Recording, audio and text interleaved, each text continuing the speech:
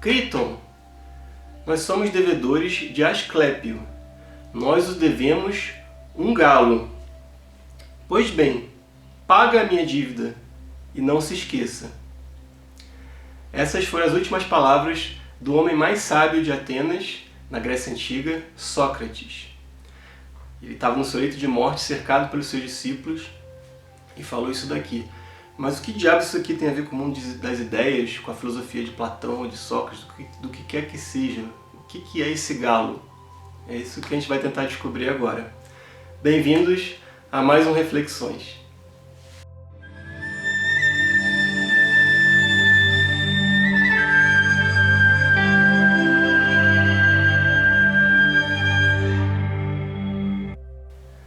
Há pouco mais de 2.400 anos, a filosofia do Ocidente viveu a sua cena definitiva.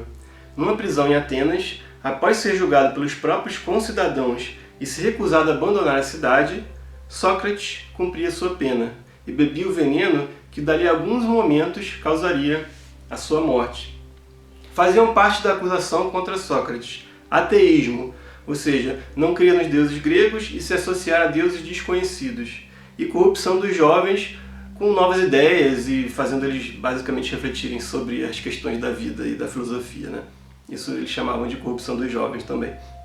Então, ambas as acusações eram absurdas e talvez nem os próprios acusadores sequer acreditassem nelas.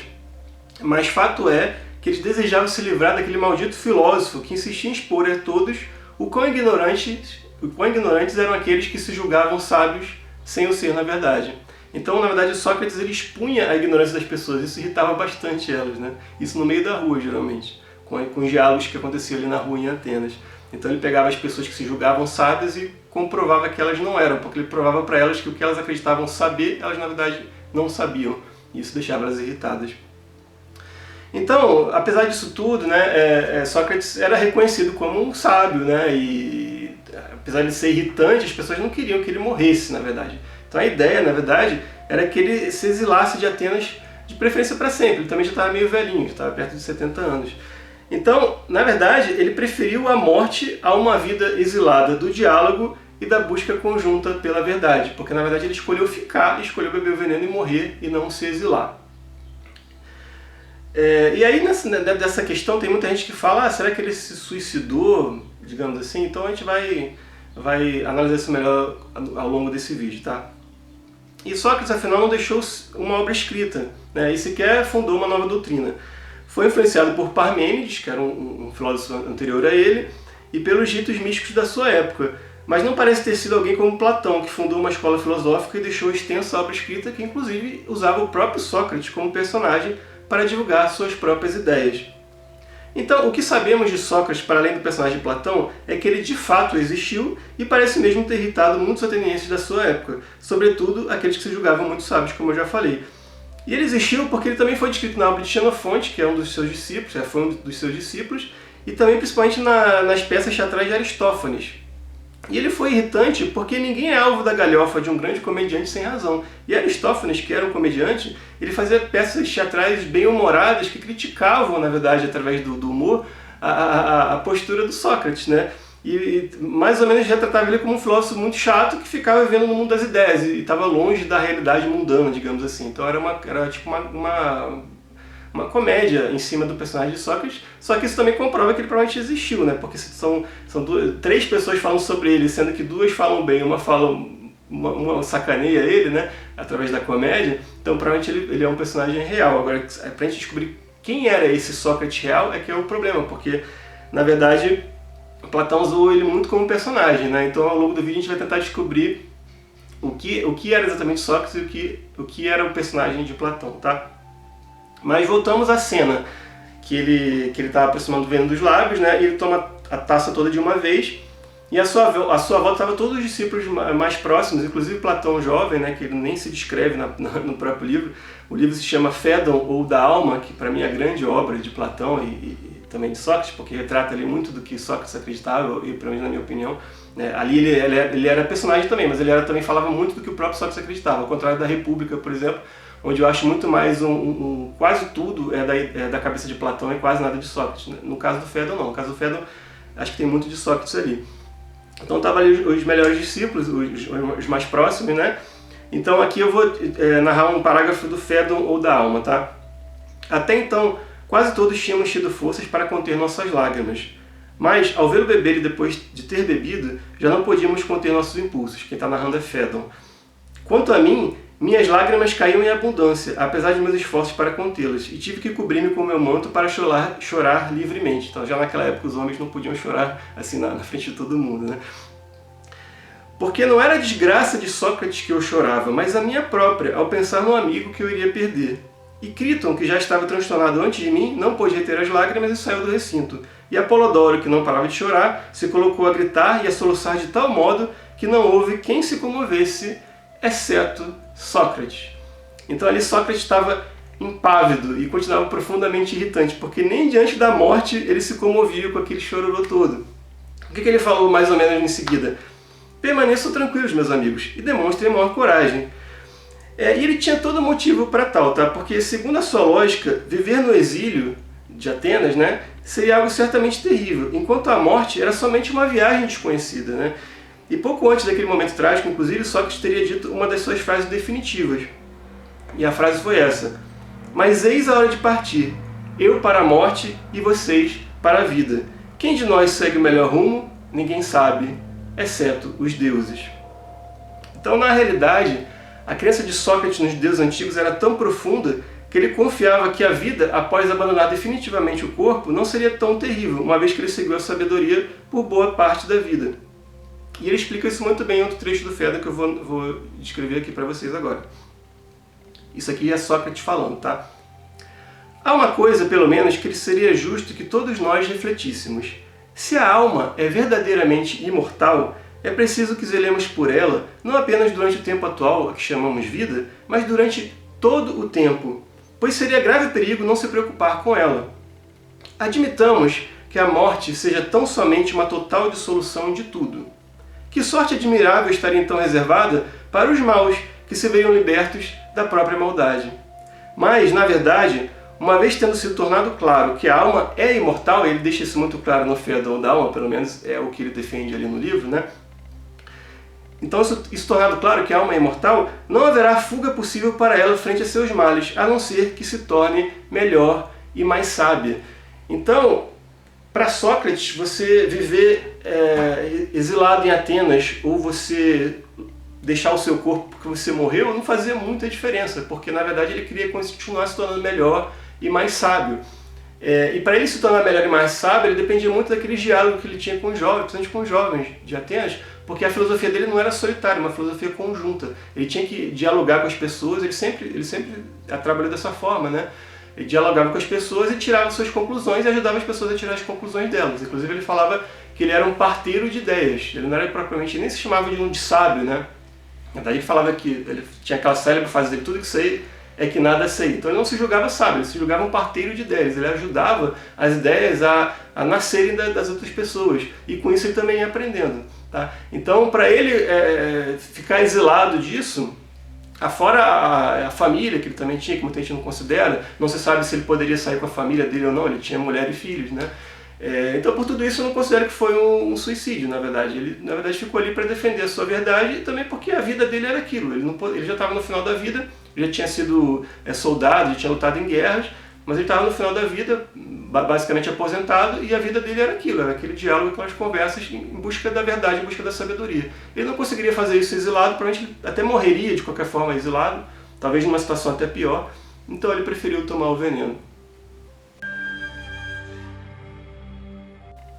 Bem, eu falei isso tudo só para situar vocês, tá? Porque na verdade a gente está aqui falando da última frase de Sócrates, né? Então vamos voltar a ela, que é o objetivo do vídeo. O que diabos ele quis dizer com devemos um galo a Asclépio, né? Então, se você partir do pressuposto de uma análise mais mundana e ordinária, eu mesmo, quando li isso a primeira vez, eu não sabia quem era Asclépio exatamente, então para mim Asclépio era um cidadão de Atenas. Então isso também seria uma análise ordinária da coisa. Então basicamente você poderia dizer assim: poxa, o cara ele prezava tanto pela justiça que ele sabia que estava devendo ali num galo e ele lembrou disso na hora da morte e pediu para pagarem isso. Então é uma coisa nobre. Tudo bem, poderia ser isso, mas na verdade não era. É porque na verdade eu não sabia na época, hoje eu sei. Asclépio ou Esculápio era o deus, o semideus da medicina. E agora a gente vai falar mais sobre ele. Asclépio era o nome dele entre os gregos, depois se tornou Esculápio, ele ficou mais famoso como Esculápio. Hoje em dia você encontra ele mais como Esculápio do que como Asclépio, mas nada mais é do que aquela tradição dos romanos de renomearem deuses gregos, né? Assim como Zeus virou Júpiter, então é por aí. Então, o mais antigo registro do nome Asclépio, né, como era chamado entre os gregos, é encontrado na Ilíada de Homero. Ele pode ter existido de fato, vivendo em torno de 1200 a.C. Então, Platão morreu em 400 a.C., então praticamente 800 anos antes, né?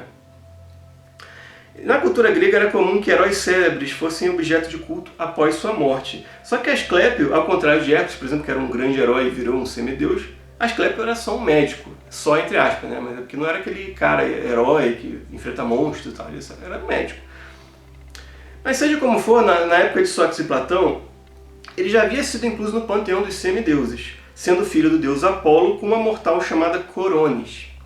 Segundo dizem as lendas, Asclépio eventualmente se tornou um curandeiro tão poderoso que era mesmo capaz de ressuscitar aqueles que morreram há pouco tempo, o que virou motivo de preocupação para Hades, o deus que cuidava do mundo dos mortos. Então Hades foi reclamar a Zeus que um médico estava impedindo que mais almas chegassem ao seu reino, e aí Zeus resolveu a situação fulminando Asclépio com um raio.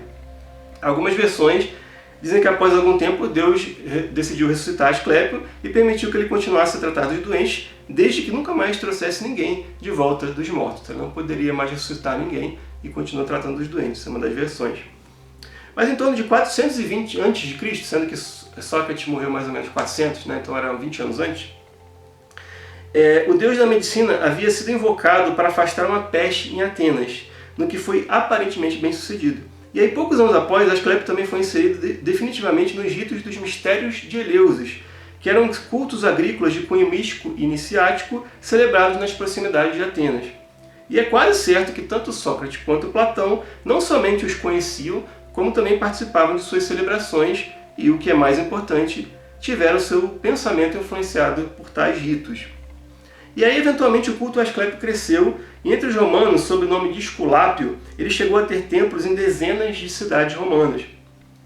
E aí a gente, na verdade, não tem relatos muito precisos de como eram essas práticas, esses ritos a Asclépio, na época em que Sócrates ainda estava vivo, né, ali na Grécia. Mas depois a gente tem relatos de como eram essas práticas nos templos de Esculápio, que era a versão romana de Asclépio.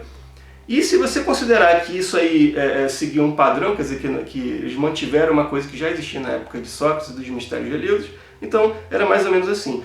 O paciente adentrava o templo de Esculápio, né, que era Asclépio, se purificava na fonte do santuário e oferecia um sacrifício. Oferendas comuns, né, iniciais, aí, quando o cara entrava, eram bolos de mel, bolos de queijo e figos. Daí preces, meditação, o canto de hinos sagrados, banhos medicinais, exposição à luz do sol, caminhadas com os pés descalços, uma dieta especial, abstinência de sexo e exercícios físicos também eram muitas vezes parte do ritual e do tratamento. À noite, o doente se dirigia a um quarto reservado a fim de dormir e se produzir uma espécie de incubação, que eles chamavam, que era enkoimesis, né, em grego, que é a revelação do Deus em sonhos, que frequentemente acontecia. Então, basicamente, você chegava lá doente no templo, você fazia uma série de práticas, meditação, exercício, comia uma certa dieta, abstinência de sexo, chegava de noite, isso poderia se estender por vários dias, tá? Chegava de noite, você ia para um recinto reservado e dormia, e aí, geralmente, o Deus aparecia em sonhos, tá? Então, o Deus ou aparecia e curava diretamente a sua doença, ou dava instruções sobre um tratamento específico, o que às vezes acontecia ao longo de vários dias em sonhos diferentes. Então, esses sonhos eram relatados ao sacerdote de Esculápio, que interpretava e complementava as instruções. Então, ele continuava o tratamento dali, né?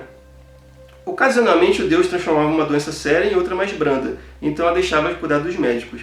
Às vezes, os sonhos não eram necessários e a cura se efetuava imediatamente. Daí, esse que é importante. Se a pessoa fosse curada, o costume era agradecer com um novo sacrifício. E esse novo sacrifício geralmente era ou um galo ou uma soma em dinheiro. Então, como Sócrates não tinha muito dinheiro, ele ofereceu o galo, né? Mas aí olha que irônico, né? Que engraçado, como é o costume de Sócrates. Ou seja, o galo que Sócrates devia, entre aspas, a Asclépio, não era uma dívida ordinária ou mundana, mas era uma forma de oferenda em agradecimento a uma cura alcançada. Uma cura alcançada no leito de morte. Então a cura que o filósofo julgava ter alcançado era justamente aquela que o permitiria, enfim, viajar para o mundo dos deuses. E não por um motivo fútil, não por uma fuga da vida, mas tanto pelo oposto disso, por haver defendido a sua verdade até o fim.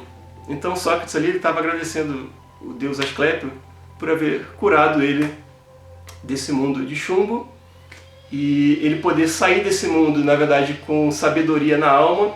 E segundo a crença dele, como ele tinha sabedoria na alma dele, ele não enfrentaria grandes problemas no Hades, né?